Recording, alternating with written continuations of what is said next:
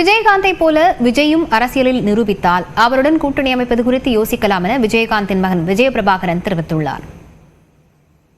விஜய் அண்ணன் இன்னைக்கு அவர் ப்ரூவ் பண்ணதுக்கு அப்புறம் அதை பத்தி நம்ம இது பண்ணலாம். இன்னைக்கு எங்களோட நிலைப்பாடு இன்னைக்கு அதிமுகவோட தான் தொடர்ந்துட்டு இருக்கு.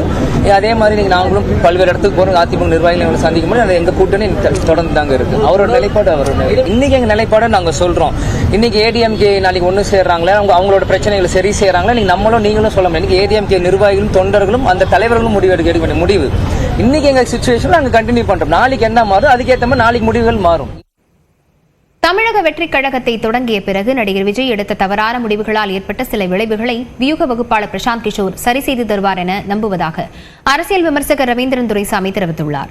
நியூஸ் 18 தமிழ்நாடு தொலைக்காட்சிக்கு பேட்டியளித்த அவர் கமல்ஹாசனுக்கு உதவியதை போன்று விஜய்க்கும் பிரசாந்த் கிஷோர் உதவுவார் என்று கூறியுள்ளார். விஜய் கட்சி ஆரம்பிச்சு மக்களவைத் தேர்தலை புறக்கணிச்சது தவறு, 2 இடைத்தேர்தலை புறக்கணிச்சது அதை விட தவறு. அடுத்தால நான் கூட்டணி ஆட்சி அமைப்புங்கிற மாதிரி ஒரு ஆஃபர் கொடுத்தது தவறு. இதெல்லாம் என்ன விளைவுகள் வரும்னு தெரியாம அறகுறையா செலவங்க பண்ணது. பிரசாந்த் கிஷோர் இதெல்லாம் சரி பண்ணி இந்த டேமேஜ் எல்லாம் சரி பண்ணி விஜய்க்கு நல்வழி காட்டியிருப்பார் நான் கருதுறேன். கண்டிப்பா விஜய் இதுவரை செய்தது அரசியல்ல சொதப்பல், ஒரு ஹீரோயிசம் இல்லாத ஒரு தன்மையில தான் அரசியலை பண்ணிட்டு இருந்தாரு.